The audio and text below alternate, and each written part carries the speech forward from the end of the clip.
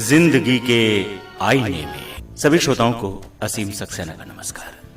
जिंदगी सांसों की सरगम पर एहसासों की रवानी, कुछ पाने कुछ खोने की कहानी। समय इंसान को बहुत कुछ देता है, बहुत कुछ हाथों से फिसल भी जाता है। जिंदगी में एक वक्त ऐसा भी आता है जब हम कुछ पल ठहरते हैं, जिंदगी के आईने में बीते हुए लम्हों को निहारने की कोशिश करते हैं। ऐसे में लबों पर कभी मुस्कुराहट थिरकती है तो कभी आंखों की कोर से आंसू भी झांकते हैं।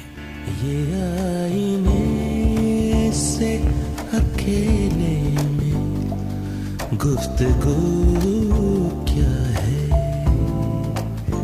ये आईने से अकेले में गुफ्तगू क्या है। जो मैं नहीं हूँ तो फिर तेरे रूबरू क्या है, ये आईने से अकेले में गुफ्तगू क्या है। श्रोताओं, कार्यक्रम में आज हमारे साथ हैं डॉक्टर तीर्थराज मिश्र, एक प्रसारण कर्मी, एक साहित्यकार, जिन्होंने सेवाएं दी कृषि विश्वविद्यालय पंतनगर को भी। व्यक्तित्व के विभिन्न रूप हैं और आज वो कार्यक्रम में हमारे साथ हैं। डॉक्टर तीर्थराज मिश्र जी, हम आपका स्वागत करते हैं आकाशवाणी रामपुर के स्टूडियो में। शुरुआत आपके बचपन से ही करेंगे। कहाँ जन्म हुआ, किस तरह का पारिवारिक परिवेश रहा? हमारा जन्म जनपद जौनपुर में जी हुआ और शिक्षा हमारी इंटर तक तो गांव के इंटर कॉलेज में हुई, लेकिन इसके बाद इलाहाबाद विश्वविद्यालय में मैंने प्रवेश लिया। शिक्षा के लिए कुछ खास आपने तय कर रखी थी दिशा, या सामान्य विषयों को लेने के बाद एक दिशा खुद ब खुद तय हो गई?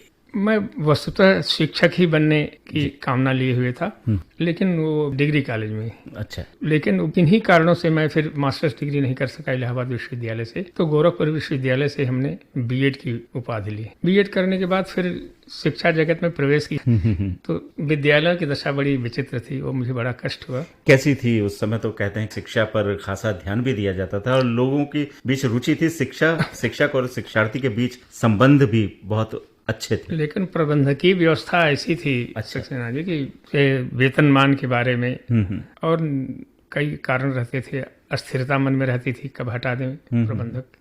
तो एक भले आदमी के लिए हल्का सा वो कष्टदायक काम होता था। फिर मैंने शिक्षा जगत से मुख मोड़ लिया, क्योंकि बभुक्षितः व्याकरण न भुज्यते, एक कहावत है, भूखा व्यक्ति व्याकरण नहीं खाता। इसके बाद फिर मैं यूपी गवर्नमेंट की सेवाओं में, कई विभिन्न सेवाओं में रहा, लेकिन चूंकि साहित्यिक अभिरुचि के नाते मुझे अच्छा नहीं लगता था, बल्कि अधिकारियों से विरोध का सामना भी कभी कभार करना पड़ता था। साहित्य के प्रति आपकी रुचि किस उम्र में जागृत हुई और क्यों हुई? बचपन से ही, जब मैं प्रारंभिक कक्षाओं में था, तो जब डिप्टी साहब स्कूल में आते थे तो कहते थे किसी छात्र से कविता सुनवाइए, कोई कविता पाठ करे, और लड़के दुबके रहते थे, लेकिन मैं धड़ल्ले से कविता पाठ करता था। इसके बाद डिबेट में भी जब मैं बोलता था तो लोग बहुत प्रभावित होते थे, और जब और क्लास में गया, हायर क्लास में जी, लेकिन जब मैं बोलता था तो लोगों के मुंह से निकलता था आप तो रेडियो में जाने लायक हैं। तो इससे लगता था कि मैं सही, और रेडियो उस समय बहुत सशक्त माध्यम था। खैर इसके बाद इलाहाबाद विश्वविद्यालय में गया तो वहाँ भी प्रेरणा मिली डॉक्टर रामकुमार वर्मा से, और गुनाहों का देवता जो उपन्यास लिखे थे डॉक्टर धर्म भारती, वो शिक्षक थे। उन लोगों से व्यक्तित्व का, अब इलाहाबाद साहित्यिक केंद्र था, बिल्कुल, तो मैं भी एक आध बार साहित्य केंद्रों में गया और देखा। तो वहाँ मैंने एक खंडकाव्य लिखा था, विरहवारी, श्रवण कुमार के जीवन से संबंधित था। डॉक्टर रामकुमार वर्मा जी को जब मैंने ये पहली रचना थी? पहली रचना थी। जब पांडुलिपि दिखाई मैंने तो उन्होंने बड़ी प्रशंसा की भाई, और वह उनकी प्रशंसा बहुत बड़ा मूलधन सिद्ध हुआ। उन्होंने लिखा, अतीत के ऐसे स्वर्णिम पृष्ठ जो जनजीवन की आदर्शों की ओर प्रेरित कर सकें, कविता के माध्यम से आने चाहिए। इस दृष्टि से श्रीमती जी बधाई के पात्र हैं। आशा है वे अपनी परमार्जित कला के माध्यम से हिंदी साहित्य को उत्तम कृतियां प्रदान करेंगे। तो इससे प्रेरणा मिली। इसके बाद जब 1900 चीन ने आक्रमण किया जी, तो उससे मुझे इतनी वेदना हुई, 1962 में चीन ने आक्रमण किया था। इतनी वेदना हुई कि मैंने एक पद्य में बुकलेट लिखी, विजय आह्वान। हिमगिर के ऊंचे शिखरों से गूंज रही है वाणी, उठो जवानों आज बचा लो भारत माँ का पानी। मान सरोवर की लघु लहरें आहें भरकर कहती, इतनी मुझको नहीं बचाओगे क्या त्राण याचना करती। शीत भूमि है नहीं घास तक उगती, मनुष्य कहाँ है ऐसी भूमि है तो वीरों का सस्ता खून कहाँ है। ऐसा मत देखो ये को देख सोचो अतीत की झांकी, वीरों ने याहुद दे देकर मरथल। गलित अंग को काट फेंकना अपनी नीत नहीं है, अंतिम क्षण तक रक्षा करना इससे श्रेष्ठ नहीं है। इंच इंच भर भूमि हो कितनों ने की कुर्बानी, उठो जवानों आज बचा लो भारत माँ का पानी। इस बुकलेट को प्रकाशित करके सक्सेना जी फिर मैं विद्यालयों में बांटा। अच्छा। छात्रों में एक ऐसा प्रसंग आया कि मैं अपने गांव के इंटर कॉलेज में गया हुआ था। हमारे ही बड़े भाई प्रिंसिपल थे जी। कविता पाठ छात्रों का हो रहा था, हमारी इसी बुकलेट से छात्रों ने कविता सुनाई। अच्छा। तो प्रिंसिपल साहब ने मुस्कुरा कर कहा, छात्रों से कहा कि छात्रों अभी जो कविता तो लोगों ने सुनाया उसके लिखने वाले कौन हैं? हमारे छोटे भाई बैठे हुए हैं। इससे फिर आगे बढ़ने की प्रेरणा मिली। और जब 1965 में पाकिस्तान ने आक्रमण किया तो जय जवान जय किसान माने एक रचना ली। भारतवर्ष साथिये देखो कितना प्यारा देश हमारा, कल कल कर बहती रहती गंगा यमुना सरयू धारा। उत्तर में नगराज हिमालय दुश्मन को ललकार रहा है, दक्षिण में सागर भारत माता का पैर पखार रहा है। इतने वर्ण धर्म के रहती नहीं भिन्नता हम में कोई, देश हमारा धरती अपनी हम सब है आपस में भाई।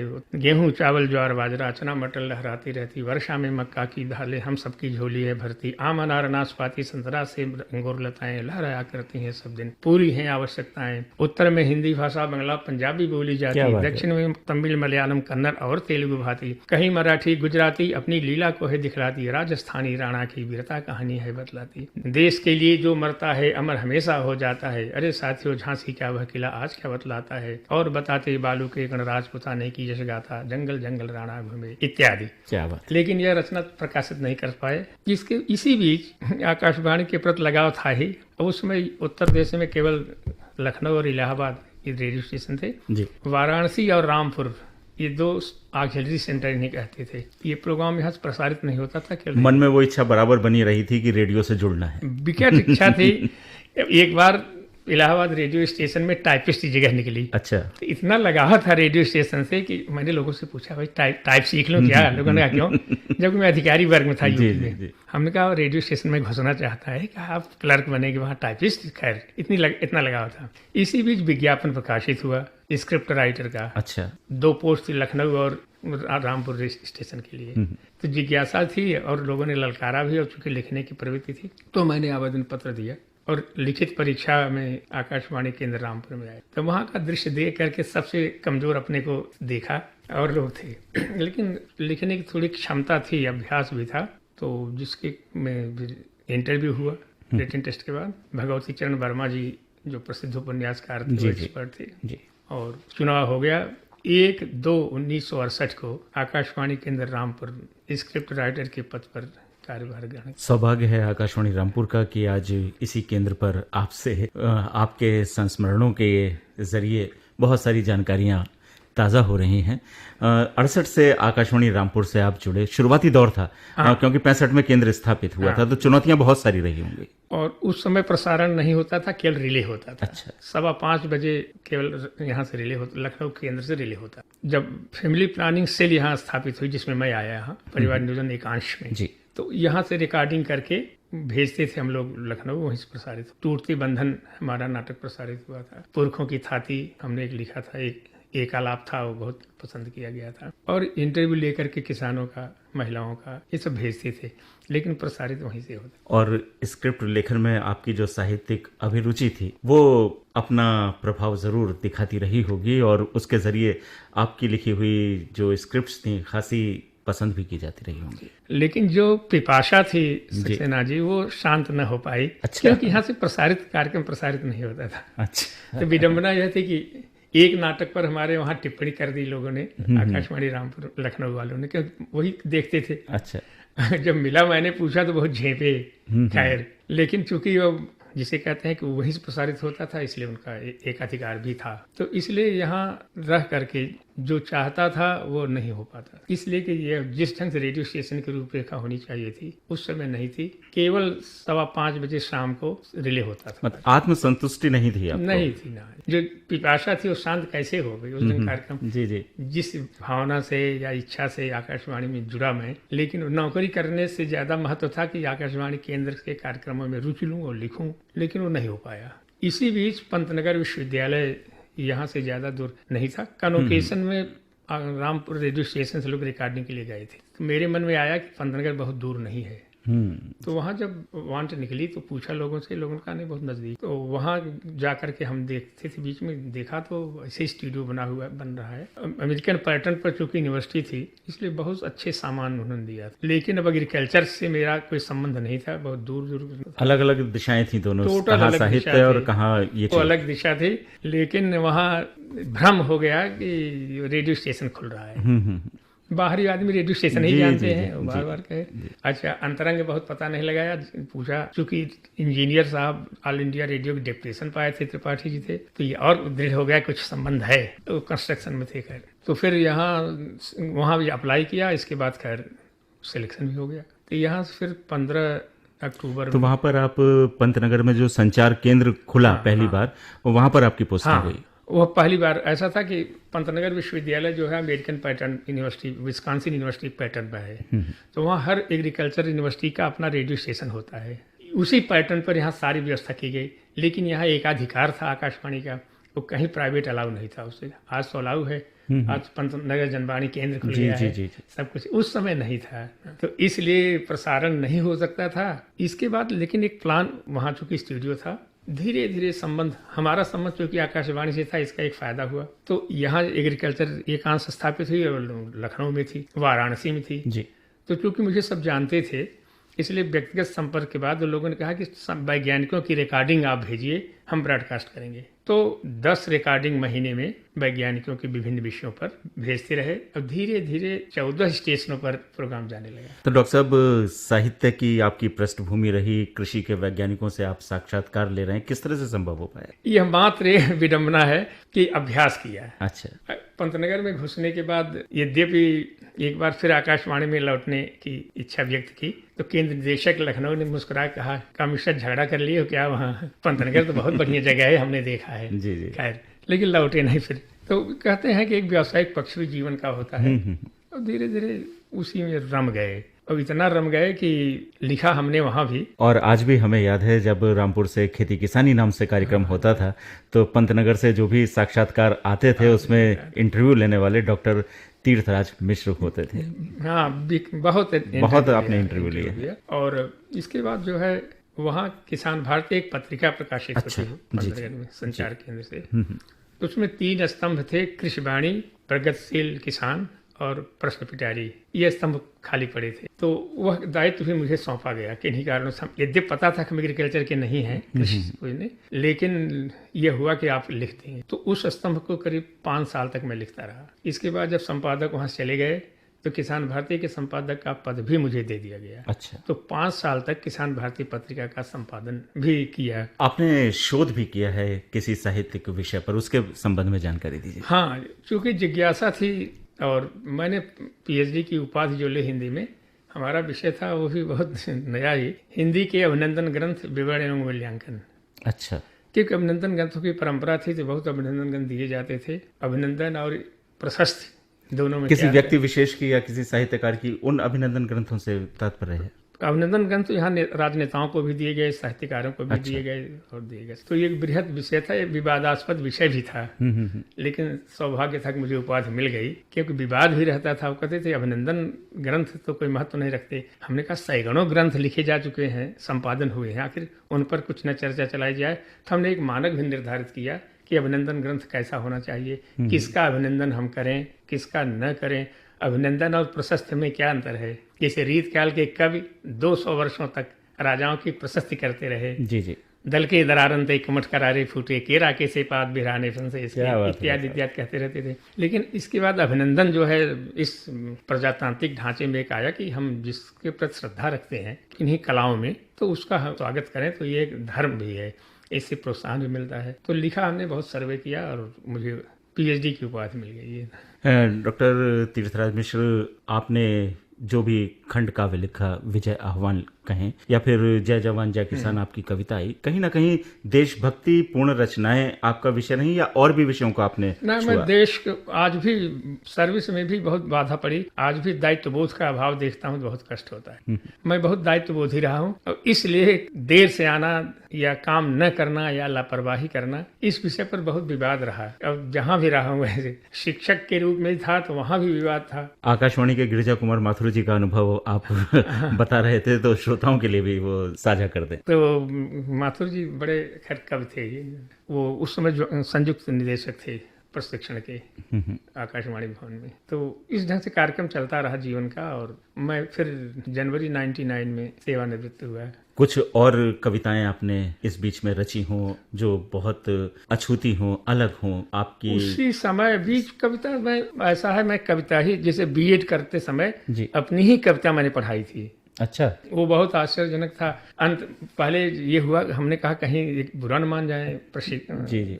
तो हमने लिखा, प्रेमोपहार यह ग्रहण करो हुलसी सपूत तुम एक बार, कवियर कुल कुमुद कलाधर सम कर रहे कौमुदी का प्रसार, संस्कृतियों का संघर्ष हुआ हिंदुत्व जला बन देवदार, तब तुमने उसका शमन किया बरसा मानस की सुधाधार, क्या बात। आशा की लहरें लहर उठी मानव सरता आर पार, हुलसी सपूत तुम एक बार, तुमने कितने पथ एक किए दिखलाकर दीपक राम नाम, हुलसी हुलसी पा तुझे बली रत्नावल रत्नावली बाम, क्या बात। आनंद नंद मन के तुलसी, हे तुलसी है महिमा अपार, प्रेम उपहार यह ग्रहण करो हुलसी सबूत। बहुत सुंदर, बहुत सुंदर।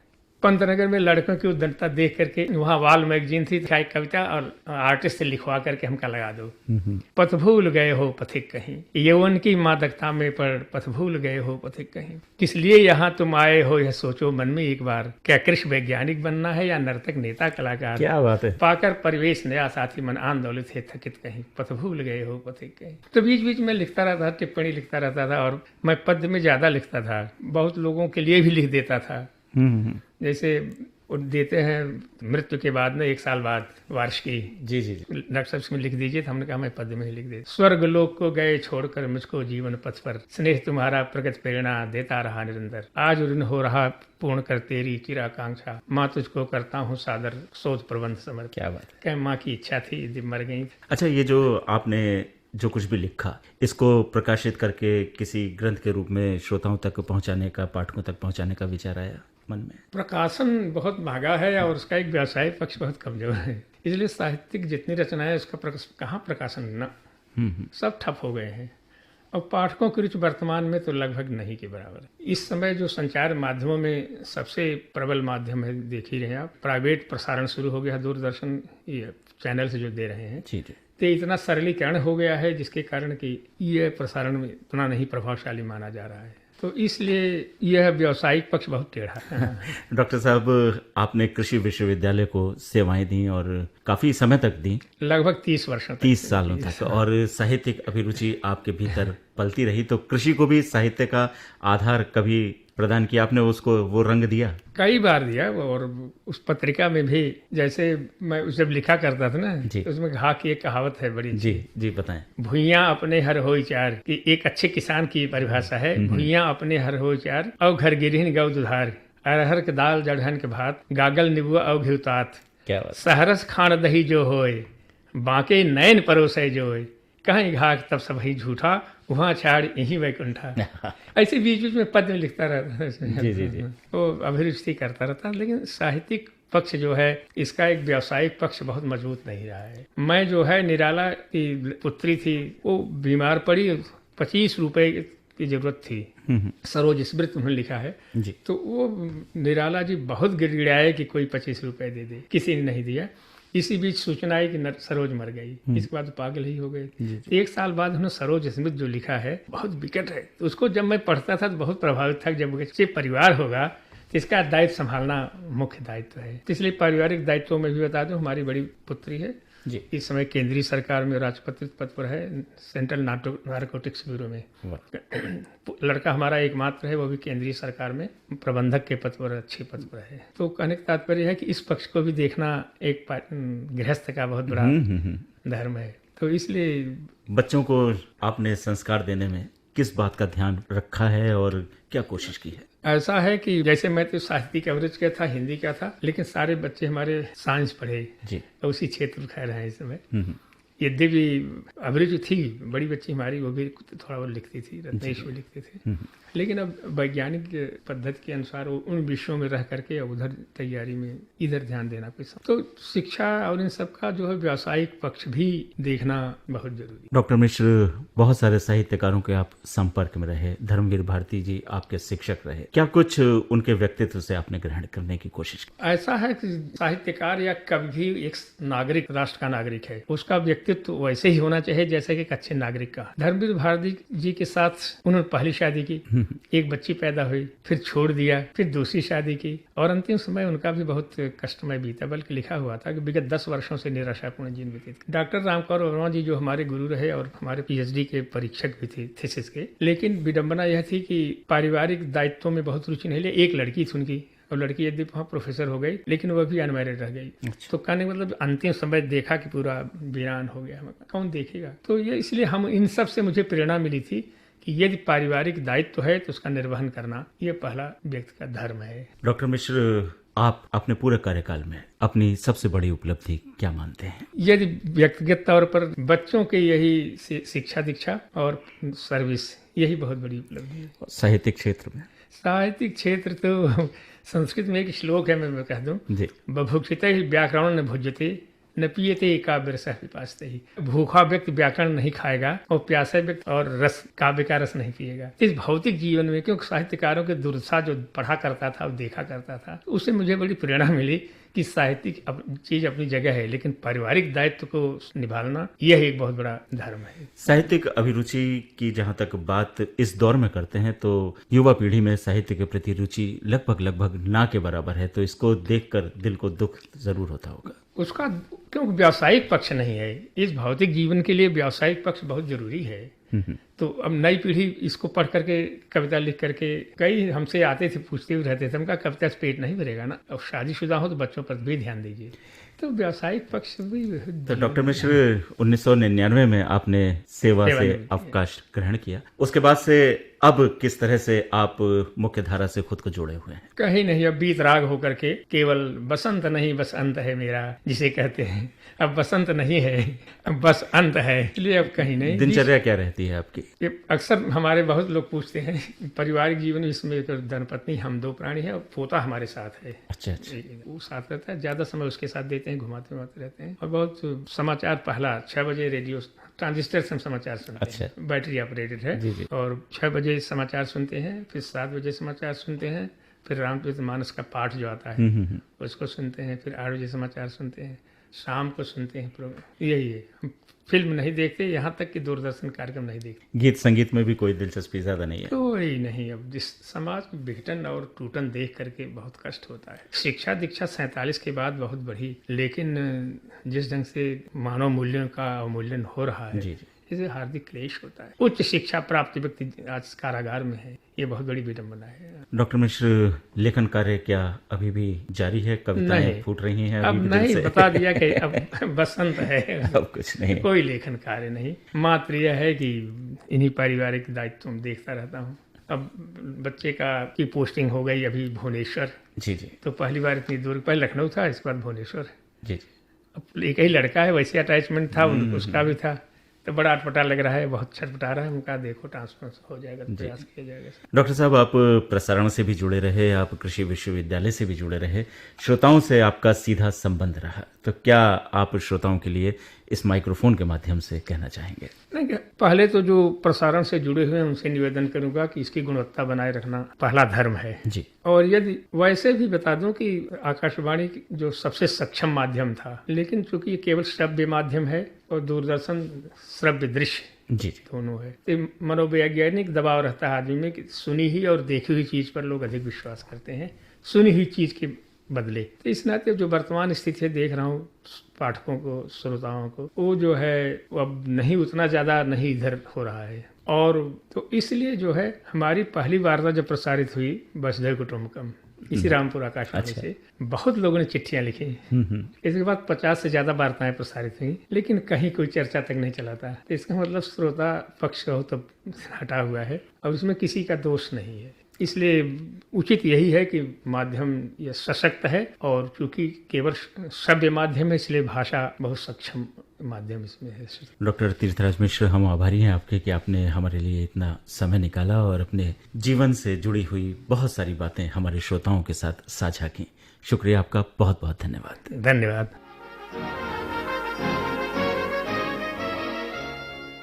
श्रोताओं, ये थी जिंदगी के आईने में कार्यक्रम की आज की कड़ी। अगले अंक में फिर हमारे साथ होगी एक और शख्सियत। तब तक के लिए असीम को आज्ञा दीजिए। नमस्कार।